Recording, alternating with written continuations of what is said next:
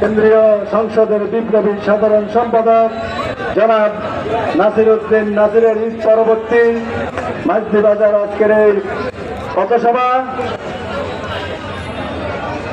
উপস্থিত আছেন নোয়াখালী শহর বিএনপির সাবেক সাধারণ সম্পাদক জনাব শাহজাহারুল্লাহ রাসেল সহ মাঝদি বাজারে ইউনিটের আমার ছাত্রদল, যুবদল, স্বেচ্ছাসেবক দল, শ্রমিক দল, কৃষক দল, মেহনতি মানুষ যারা গত 17 বছর আমাদের সাথে কাঁধে কাঁধ মিলিয়ে আন্দোলন সংগ্রামে রাজপথে ছিল, সবাইকে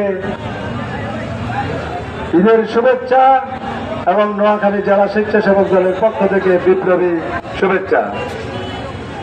সংগ্রামী এলাকাবাসী, আমরা এমন একজনকে আজকে অতিথি হিসেবে পেয়েছি যিনি ছিলেন এই জুলাই গণ অভ্যুত্থানের মহানায়ক, রাজপথে যিনি সরব ছিলেন, যে ছাত্র জনতার যে বিপ্লব হয়েছে সেই বিপ্লবের ছাত্র দলের ধারক বাহক ছিলেন জনাব নাসির উদ্দিন নাসির।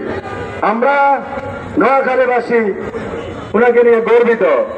উনি শুধু নোয়াখালী না, আমাদের সারা বাংলাদেশের আজকে ছাত্র দলের রোল মডেল।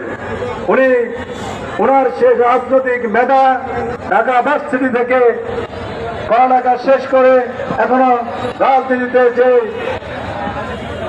ভারত এবং ছাত্র রাজনীতিকে যে অনন্য উচ্চতায় নিয়ে গেছেন, আমরা নোয়াখালীবাসীও সেই স্বাদ আমরা পাচ্ছি। আমরা চাই নোয়াখালী তথা সারা বাংলাদেশে নাসির উদ্দিন নাসিররা ছাত্র রাজনীতিতে প্রতিষ্ঠিত হোক এবং আমাদের এই সদর সুবর্ণচরের এই সেবা করার সুযোগ যেন পায়। আমরা নাসির উদ্দিন নাসিরকে নিয়ে যেন গর্ব করতে পারি। জনাব নাসির উদ্দিন নাসির আমাদের সুবর্ণচরের অজপাড়া গায়ের সেই মোহাম্মদপুর ইউনিয়ন থেকে বেড়ে ওঠা, সেই ঢাকা ভার্সিটি থেকে পড়ালেখা শেষ করে আজকে রাজনীতিতে মানুষের সেবায় নিজেকে নিয়োজিত করতে ইচ্ছা পোষণ করেছেন। আমরা গণ অভ্যুত্থান, ছাত্র গণ অভ্যুত্থানের তারুণ্যের যে স্পিরিট, সেই স্পিরিট হচ্ছে তারুণ্য। আমরা সেই তারুণ্যকে সামনে রেখে আগামী রাজনীতিতে আমরা চালিয়ে যেতে চাই।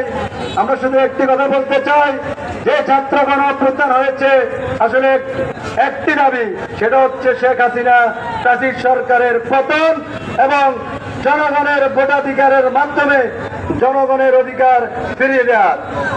সম্মানের সাথে বলতে চাই,